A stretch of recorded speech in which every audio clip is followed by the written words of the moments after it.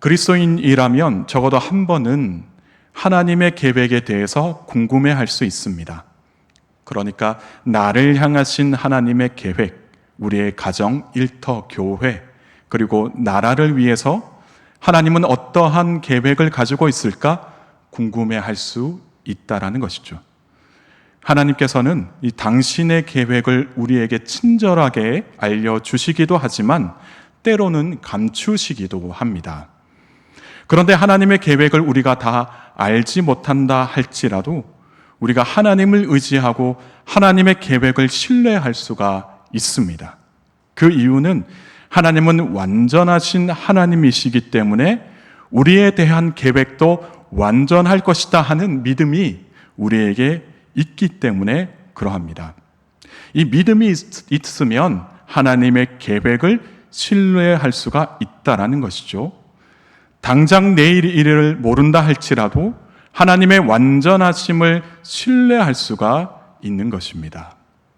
그리고 믿음을 가지고 하나님의 계획을 신뢰할 때 우리가 매일의 삶 속에서 감사와 기쁨으로 살 수가 있습니다. 그러나 우리가 사는 이 세상은 어떻습니까? 세상 사람들이 하나님의 계획을 이해하고 따르려고 합니까? 아니죠. 세상은 하나님에 대해서 잘 모르고 또 하나님의 계획을 신뢰하지도 않습니다. 오히려 하나님의 존재를 부정하고 하나님의 계획에 대한 관심도 없습니다. 그저 자신들의 생각과 경험을 의지하면서 사는 것이 세상 사람들은 편하다라고 생각을 합니다. 하지만 세상 사람들도 이 자신들의 삶이 하나님의 계획 안에 있음을 알아야 한다라는 것이죠. 아무리 사람이 자유의지를 가지고 산다고 할지라도 하나님의 계획 안에서 벗어날 수가 없기 때문입니다. 인생이 하나님의 계획 안에 있음을 안다라는 것은 곧 하나님의 마음을 알고 뜻을 이해한다라는 것을 의미합니다. 그러니까 세상을 사랑하시는 하나님께서 독생자 예수 그리스도를 통하여 세상을 구원하시려는 크고 놀라운 계획을 하나님께서 가지고 계신다라는 것을 아는 것입니다. 그러다 보니 우리 그리스도인들은 하나님의 계획에 대해서 어떻게 하면 세상에 전할 수 있을까 고민하지 않을 수가 없습니다. 오늘 본문을 보면 사도 바울이 빌립보에서 겪게 된 일들에 대해서 이야기를 합니다. 바울은 이 하나님의 인도하심을 따라서 네 부류의 사람들을 만나게 됩니다. 그들은 하나같이 하나님을 모르고 있었던 사람들입니다. 그들에게 바울은 어떻게 하나님의 계획을 전했고 또 그에 대해서 빌립보 사람들은 어떻게 반응했을까요? 바울이 만난 첫 번째 사람은 점치는 여종이었습니다. 16절의 말씀입니다. 우리가 기도하는 곳에 가다가 점치는 귀신 들린 여종 하나를 만나니 점으로 그 주인들에게 큰 이익을 주는 자라. 이 바울은 믿음의 동력자인 실라와 함께 기도하는 곳으로 가다가 점치는 여종을 만났습니다. 바울이 가고자 했던 기도하는 곳은 루디아의 집, 곧 예배 처소였습니다. 루디아의 집이 어떻게 예배 처소가 되었을까요? 바울이 성령의 인도하심을 따라 마게도냐로 건너오게 되는데 그곳에는 소아시아와는 달리 유대인의 회당이 없었습니다. 바울이 유대인의 회당을 찾고자 했던 이유는 그곳에서 기도하고 예배드리고 또 복음을 전하기 위해서였습니다. 하지만 이 마게도냐에는 유대인의 회당이 없었기 때문에 바울이 기도할 만한 장소를 찾고 있었습니다. 그러다가 강가에 모여있던 여인들을 만나게 되었습니다. 그리고 그 여인들에게 기도할 만한 장소가 어디에 있는지 아는지를 물었습니다. 이때 하나님께서 루디아의 마음을 열어서 바울의 말을 듣게 하시고 그의 집을 예배 처소로 만들게 됩니다. 그래서 바울과 실라는 이 루디아의 집, 곧 예배 처소로 가고 있었던 것입니다. 기도하기 위해서, 예배 드리기 위해서 그곳으로 향하고 있었다는 것이죠. 하지만 그 가는 길에 점치는 여종을 만나게 됩니다. 이 본문에서는 점치는 귀신 들린 여종이라고 이야기하고 있습니다. 본문에서 그 여인에 대해 우리에게 알려주고자 하는 것이 무엇입니까? 그 여인은 영적으로나 육체적으로 사로잡혀 있는 이 고된 삶을 사는 사람인 것을 성경에서 이야기하고 있습니다. 자유의지를 가지고 스스로의 삶을 살지 못하고 있는 여인이었다라는 것이죠. 이 여인은 영적으로는 악한 영에게 지시를 받았고 육체적으로는 주인의 명령에 따라야만 하는 억압받는 삶을 살고 있었습니다.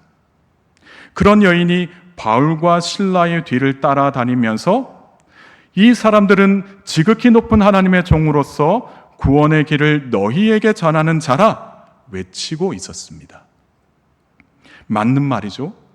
아무리 귀신 들린 사람이라 할지라도 하나님의 사람 앞에서는 진실을 말할 수밖에 없다라는 것을 우리가 이 본문을 통해서 알 수가 있습니다.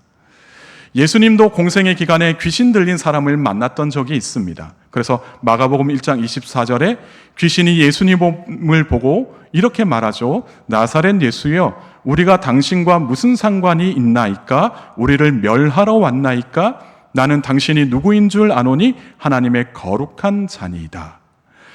귀신이 예수님에 대해서 알고 있다라고 이야기를 하고 있습니다. 그래서 이 악한 영이라 할지라도 정말 하나님의 사람인지 아닌지를 구분해서 말하고 있다는 것입니다.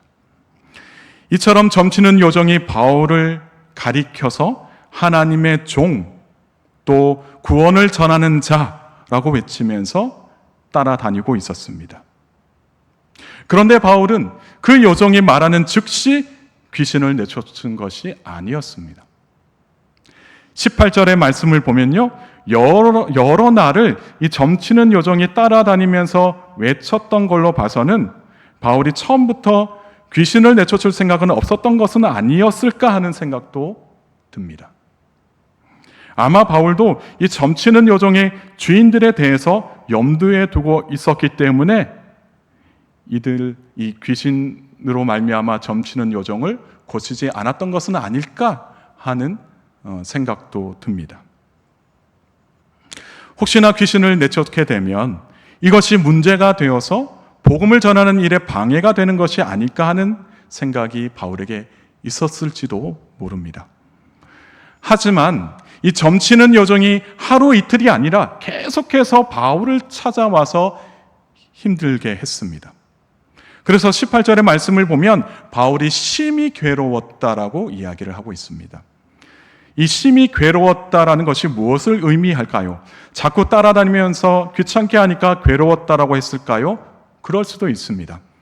그런데 어쩌면 이 찾아오는 그 여인에 대해서 바울의 마음에 거룩한 부담감이 있었을지도 모릅니다.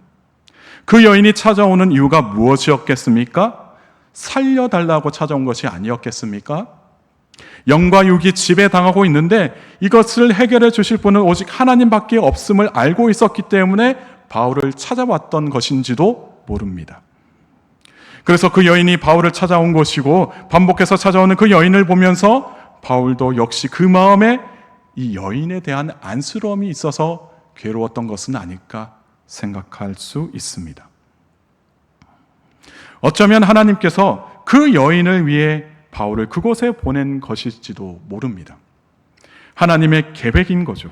마치 삭개오를 위해 예수님이 여리고로 찾아가셨듯이 사마리아 여인을 위해 예수님이 우물가로 가셨던 것처럼 하나님께서는 그 여인을 위해 바울을 보내셨던 것일지도 모릅니다.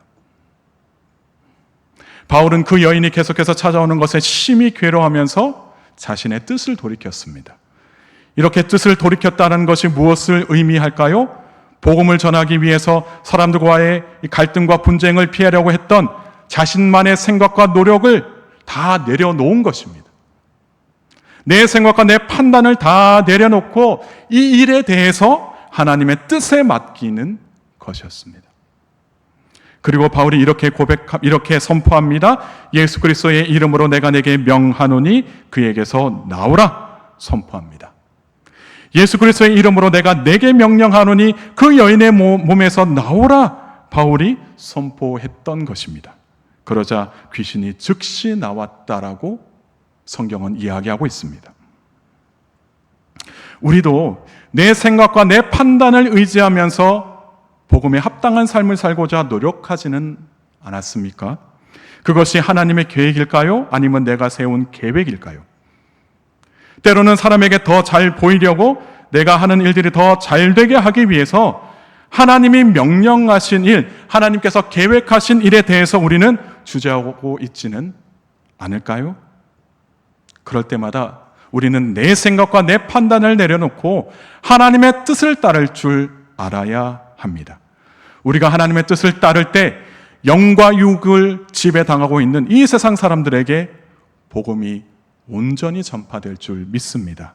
그러면 우리의 입술을 통해 선포된 예수 그리스도의 이름의 능력이 이 영과 육이 지배당하던 이들을 자유케 할 것입니다. 또한 바울이 만난 두 번째 사람이 있는데 그 사람들은 누구냐면 점치는 여종의 주인들이었습니다. 아이러니하지 않습니까? 이 점치는 여종의 주인들은 사실 처음부터 만난 것이 아닙니다. 그런데 이 점치는 여종을 고치게 되니까 이들이 나타나게 된 것이죠. 여러분, 한 사람에게 여러 주인이 있을 수 있을까요? 이 점치는 여종에게는 여러 주인들이 있었다라고 성경에서 이야기하고 있습니다. 여기서 점을 치게 하는 귀신이라고 하는 헬라어 단어가 이 푸뉴마 피도나입니다. 이 푸뉴마라는 것은 영을 가리키는 것이고 이 피도나라는 이 단어는요, 이 원형이 피돈인데 사실 이 단어는 뱀 또는 용의 이름입니다. 그리고 이 로마 시대에서는 이 피돈이라는 말은 복화술사를 가리키는 말이기도 했습니다. 이런 점에서 이 여종은 귀신의 능력으로 복화술을 사용해서 사람들에게 길흉화복을 말하기도 하고 또 미래를 예언하기도 했다라는 것을 알 수가 있습니다.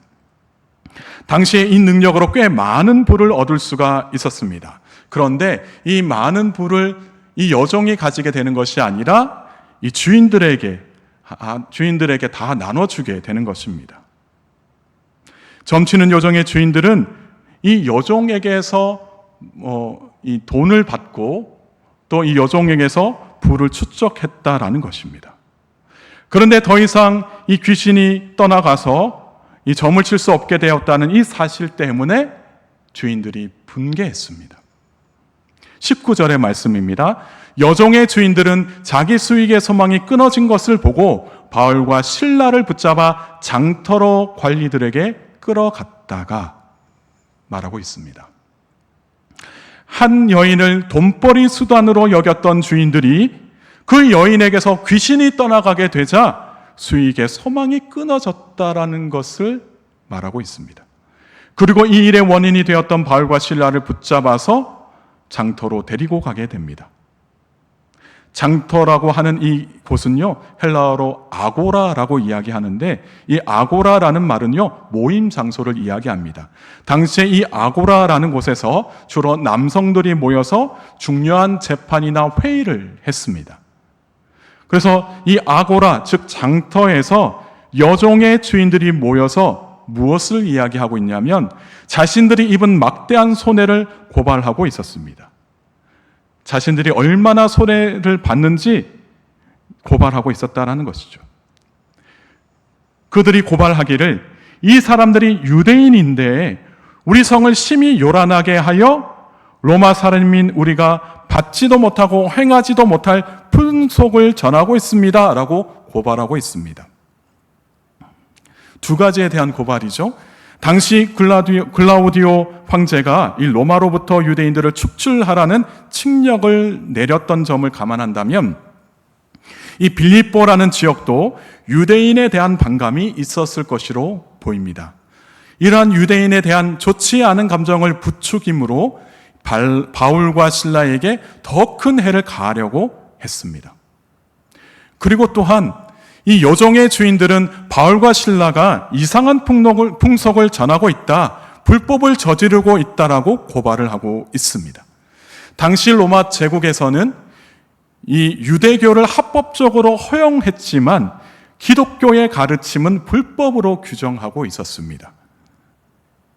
그리고 또한 어떠한 포교 활동도 위법으로 여겼다라고 이야기를 하고 있습니다. 그래서 바울과 실라가 복음을 전할 때 처음에는 가만히 지켜보고 있다가 자신들이 손해를 보게 되자 나타나서 이들을 고발하는 것이죠. 이 일로 인해서 바울과 실라의 옷은 찢겨지고 매를 맞고 난 후에 깊은 감옥에 갇히게 되었습니다. 우리 주변에도 이 여종의 주인들과 같은 부류의 사람들이 있습니다. 자신의 유익을 위해 다른 사람을 돈벌이 수단으로 생각하는 사람들이 있다라는 것이죠. 또한 자신들이 손해를 입었다라고 생각할 때 다른 사람의 약점을 악용하는 사람들도 있습니다. 별로 마주치고 싶지는 않으시겠지만 우리는 이 세상에 살기 때문에 종종 이런 부류의 사람들도 만나게 된다는 것이죠. 그러나 그들을 만난다고 해서 전혀 두려워할 필요가 없습니다. 세상의 방식대로 살다가 잘 안 풀려서 이 모든 원인을 그리스도인들에게 덮여 쓰여서 위협하는 일을 두려워할 필요가 없다라는 것입니다. 이럴 때일수록 이 모든 일이 다 하나님의 계획 안에 있음을 기억하고 하나님께서 우리를 지켜주시고 보호해 주실 것을 신뢰하는 우리 모두가 되어야 합니다. 하나님을 믿고 의지하면은 그들의 포악한 말과 행동에도 우리의 신앙이 흔들리지 않게 될 것입니다. 또한 바울이 만난 부류의 사람들이 누구냐면 이 세 번째로 죄인들입니다.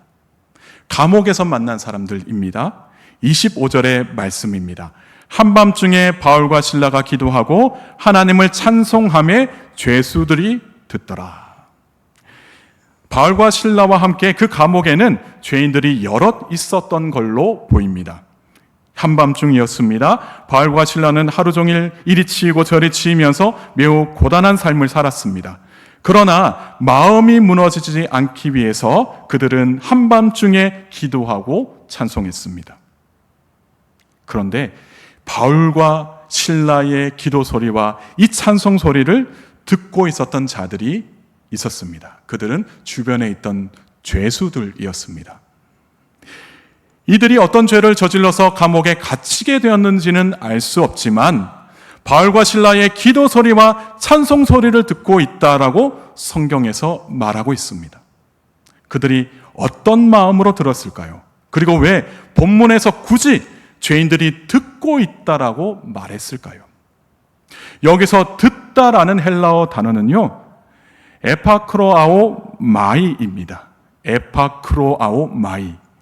이 단어는 지나가는 소리를 그냥 들었다라고 말하는 것이 아니라, 들었다라고 사용될 때 쓴 이 단어가 아니라 이 기도와 찬송 소리를 기쁘게 듣고 있었다, 반응했다라는 것을 이야기할 때 쓴 단어입니다. 그러니까 바울과 실라의 기도와 찬송 소리를 들으면서 그들이 반응을 했다라는 것입니다. 그들의 마음이 변화되었음을 성경에서 이야기하고 있습니다. 단지 이 세상의 말과 노래에 그냥 반응한 것이 아니라 그들이 기도 소리와 찬송 소리를 듣고 하나님께 감사하는 기도 소리와 하나님의 영광을 위한 찬송 소리를 듣고 그들의 마음이 변화되었다라는 것을 이야기하고 있습니다. 우리의 기도와 찬송 소리도 이러한 능력이 있습니다. 하나님의 이름을 부르짖으며 간구하는 기도 소리와 하나님의 이름을 높이고 하나님께 영광을 올려드리는 우리의 찬송은 감옥과 같은 곳에 갇혀있던 자들의 마음을 움직인다라는 것이죠. 비록 몸으로는 갇혀있으나 그들의 마음은 기도와 찬송 소리로 참된 자유를 얻게 된 것입니다. 회개의 영이 그 가운데 있었을 것이고 하나님의 그 구원의 역사를, 하나님의 그 구원의 계획을 받아들였을 것입니다. 그런데 그들의 마음만 변화되었을까요? 그들의 삶도 변화되었습니다. 26절의 말씀을 보면 바울과 실라가 예배를 드리자 큰 지진이 일어나 감옥의 문이 다 열리게 되고 모든 사람의 메인 것이 다 벗겨졌다라고 이야기를 하고 있습니다. 그럴 때에 이 죄인들이 도망을 갔을까요? 바울과 실라 빼고 모든 사람들이 다 도망을 갔을까요? 아닙니다. 그들이 도망을 갔다는 말은 없습니다. 바울이 이야기하죠. 28절의 말씀입니다. 바울이 크게 소리질러 이르되 내 몸을 상하지 말라 우리가 다 여기 있노라 하니. 바울이 죄인들이 도망갔을 걸로 여기고 자결하려는 이 간수에게 소리를 치고 있습니다. 내 몸을 상하게 하지 말라 우리가 다 여기 있노라, 우리가 다 여기 있다라고 이야기를 하고 있습니다. 여기서 말하는 우리는 바울과 실라만 이야기하는 것이 아니었을 것입니다. 만일 간수 입장에서 죄인 한 사람이라도 도망을 간다면 그는 근심과 걱정에 쌓여 있을 게 분명합니다. 그런데 바울이 우리가 다 여기 있노라 하는 것을 보면 바울과 실라뿐만이 아니라 그 주변에 있던 죄인들이 바울 곁에 모여 있었던 것으로 보입니다. 옥문이 열리고 매여 있던 것들이 다 풀렸는데도 이 죄인들이 도망가지 않았다라는 것을 볼 수가 있습니다. 기회가 있어서 감옥을 탈출하더라도 이 죄인의 신분에서 벗어날 수 없음을 아마 죄인들이 알고 있었을 것입니다. 도망자 신세가 되어 불안과 염려 속에서 살게 될 것을 깨달았을 것입니다. 그리고 삶의 참된 기쁨과 평안은 하나님께 예배함으로 얻게 된다는 것을 알게 되었습니다. 그래서 그들은 바울 곁으로 모인 것입니다. 우리가 이 세상을 위해 더욱 소리를 높여 기도하고 마음을 다해 찬송해야 할 것은 세상이 변화될 수 있기 때문입니다. 삶이 고단하고 힘이 들지만 우리가 마음을 다해 기도하고 찬송할 때 우리의 마음의 기쁨과 평안이 찾아오기도 하지만 우리를 통해서 이 세상도 변화된다라는 것입니다. 세상 사람들도 우리의 기도와 찬송 소리를 듣고서 변화를 경험하게 된다라는 것을 믿고 우리가 함께 찬양하고 기도하는 그런 놀라운 이 자리가 되기를 소망합니다. 또한 바울이 만난 네 번째 사람은요, 간수와 그의 가족들입니다. 23절의 간수는 이 상관의 명령에 의해서 감옥을 잘 지켜야만 했습니다. 그러나 그가 자는 사이에, 깜빡 잠이 든 그 사이에 지진이 일어나게 되고 감옥의 문이 열리게 됩니다. 그리고 죄인들을 메었던 그 모든 것들이 다 풀려나게 됩니다. 아마도 그는 이 죄수들이 다 도망갔을 것이다라고 생각했던 것 같습니다. 그래서 책임감과 상실감에 사로잡혀서 스스로 목숨을 끊으려고 했습니다. 27절의 말씀을 제가 읽겠습니다. 간수가 자다가 깨어 옥문들이 열린 것을 보고 죄수들이 도망한 줄 생각하고 칼을 빼어 자결하려 하거늘. 자고 있다가 죄인들이 다 도망간 것을 생각하고 지진이 일어나서 죄인들이 다 도망갔다고 생각하고 그 책임감에 스스로 낙심에 빠져 있었습니다. 죄인들을 지켜보지 못했다라는 그 책임감에 그는 스스로 목숨을 끊으려고 했습니다. 이 로마법에서는요, 간수가 죄인을 놓쳤을 경우에 그 책임은 간수가 대신 죽음으로 책임지거나 죄인이 받아야 하는 형량만큼 벌을 받게 되어 있었습니다.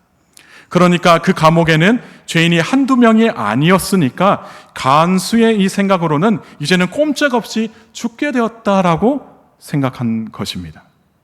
그가 스스로 목숨을 끊으려고 하는 그 순간 바울이 소리를 지른 것입니다. 우리가 다 여기 있으니 스스로 목숨을 끊지 말라라고 이야기한 것입니다.